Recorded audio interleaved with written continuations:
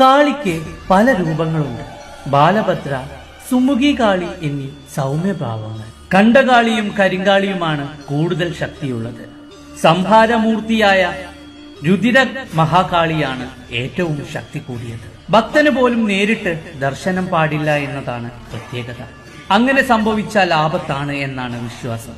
വസൂരി മുതലായ വ്യാധികളിൽ നിന്ന് ജനങ്ങളെ സംരക്ഷിക്കാൻ കാളിക്ക് സാധിക്കുമെന്നാണ് വിശ്വാസം.